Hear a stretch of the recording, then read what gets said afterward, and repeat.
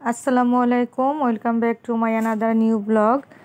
হ্যাঁ, একটু অন্ধকার অন্ধকার বিকেলটা, তো ভাবতেছি যে এরকম অন্ধকার হয়ে আসছে, বৃষ্টি হবে কি না। তবে বৃষ্টি হওয়ার কোনো সম্ভাবনা নাই। 2 দিন আগে হয়তো বা বৃষ্টি হয়েছিল আমাদের এদিকে, আমি রুমে ছিলাম, দেখি নাই কেমন বৃষ্টি হয়েছে। তবে এটা গত 2 দিন আগের ভিডিও। ভালোই অন্ধকার, কিন্তু বৃষ্টি হচ্ছে না, হবেও না। তো যাই হোক, একটা পার্সেল আসার কথা, পার্সেলটা এসেছে। তো একটা পার্সেল আসার কথা, বাসায় পরার জন্য একটা সুতি কটনের ড্রেস এনেছি।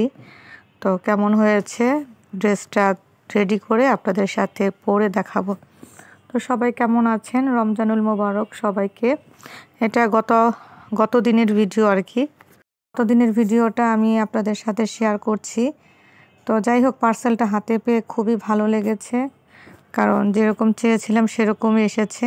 আলহামদুলিল্লাহ, কালারটা খুবই ফুটেছে ভালো।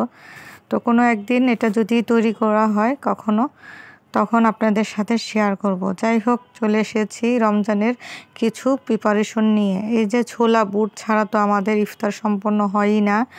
আর এটা হচ্ছে গত দিনের ভিডিও, গতকালকের ভিডিও, বিকেলের ভিডিও, সেটা তো বললামই।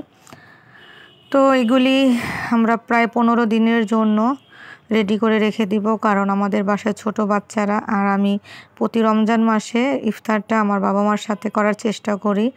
এই যে খেসারি ডাল বলে যেটাকে, 15টা পোটলা করেছি, মানে ছোট ছোট ব্যাগে করে রেখেছি। 15 দিন খাওয়ার পরে এটা ডিপ ফ্রিজে রেখে দেবো। 15 দিন খাওয়ার পরে আবার তৈরি করব আর কি, কারণ ছোট বাচ্চা আছে, ওদের নিয়ে সামলানো যায় না।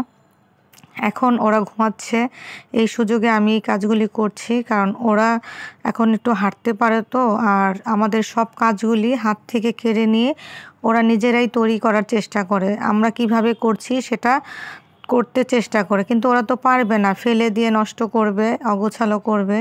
যাই হোক, আমি আসরে নামাজ পড়ে কাজগুলি করতেছি। আর বৃষ্টি বৃষ্টি ভাব, কিন্তু বৃষ্টি আসবে না। হালকা হালকা গরম পড়েছে, ভালোই গরম, হালকা না প্রচণ্ড গরমই পড়েছে। তো কিছু বুট আমি মানে কষায় রেখে দিব, কারণ হচ্ছে আজকে ভিডিওটা আপলোড করেছি, কালকে আর কি এটা কষায় রেখে দিয়েছি। আজকে ইতিমধ্যে আমি এই বুট দিয়ে ইফতারি করেছি, ভালোই লেগেছে ইফতারটা, আলহামদুলিল্লাহ। তো গতকালকের ভিডিও, ভোরাতে খাওয়ার জন্য আমার আম্মা গরুর গোশত তৈরি করতেছে, রান্না করতেছে, আর আমি বুট বাগার দিয়ে রাখছি। আর হচ্ছে আমি একটু হাঁসের গোশত রান্না করব। মেয়েটা হাঁস খেতে চেয়েছিল, 1000 টাকা দিয়ে একটা হাঁস এনেছি। তো মেয়ে খেতে চাইলে সেটা আমি তৈরি করব না, তা কি হয়? তার কাছে সন্তান যখন মুখ ফুটে কিছু চায়, না তৈরি করে দিয়ে পারা যায় না। তো সরিষার তেল দিয়ে পেঁয়াজটা ফ্রাই প্যানে দিলাম, সরিষার তেল দিয়ে রান্না করব হাঁসের গোশতটা। আর এদিকে বুট বাগার দেওয়া হয়ে গিয়েছে, ঠান্ডা হলে নর্মাল ফ্রিজে রেখে দেবো কালকে, মানে আজকে তো খেয়ে ফেলেছি। তো যাই হোক, সাথে একটু মেথি দিলাম। একটা আপনাদের টিপস দেই, হাঁসের গোশত অনেকের হাতে না, হাঁসের একটা বাজে স্মেল আসে, সেটা দূর করার জন্য একটু মেথি দিবেন ফোড়নে, তাহলে ভালো একটা স্মেল আসে, বাজে দুর্গন্ধটা চলে যায়। তো এখানে পেঁয়াজ একটু বেরেস্তার মতন করে, আদা রসুনের পেস্ট, ধনে গুঁড়া, জিরা গুঁড়া, হলুদ গুঁড়া, লবণ, মরিচের গুঁড়া দিয়ে সব একসাথে আমি কষায় নিব। অল্প তেল দিয়েছি, এ কারণে হাঁসের গোশতে প্রচুর তেল হয়েছে।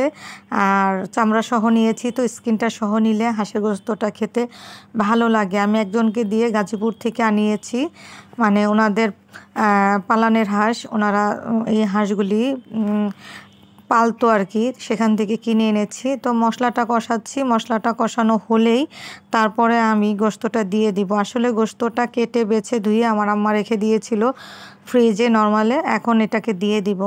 তো যাই হোক, সবার প্রথম রোজা কেমন গেল আমাকে জানাবেন, কমেন্ট বক্সে জানাবেন। আমি তো প্রথম রোজা রেখেই ক্লান্ত হয়ে গিয়েছি। আসলে সেরকম ক্লান্ত না, প্রথম রোজাতে সবাইকে একটু রোজায় ধরে, কারণ হঠাৎ করেই সারাদিন না খাওয়া তো একটু খারাপ লাগে। আবার 2-1টা রোজা চলে গেলে ইজি হয়ে যাবে। আমরা মুসলমান জাতি, আমাদের কাছে এটা কোনো ব্যাপারই না। রোজা প্রতি বছর রাখি, ইনশাল্লাহ এবছরও যদি আল্লাহ হায়াত দারাজ করে ইনশাল্লাহ রাখবো। সাথে কিছু শুকনো মরিচ দিয়েছি, তারপরে রসুন দিব, আস্ত রসুন দিব, তাহলে আরও ভালো লাগবে। আসলে মেয়েটা খেতে চেয়েছিল শীতের ভিতরে, তো আমি অর্ডার দিয়েছি, আনতে আনতে দেরি হয়ে গিয়েছে। তারপরও এখন তো একটু হালকা হালকা ঠান্ডা আছে, বেশি গরম পড়েনি।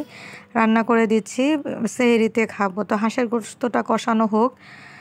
আর আপনাদের সাথে বলি, এই রমজান মাসে যদি কারো মনে কষ্ট দিয়ে থাকি আগে পরে অবশ্যই মাফ করে দিবেন।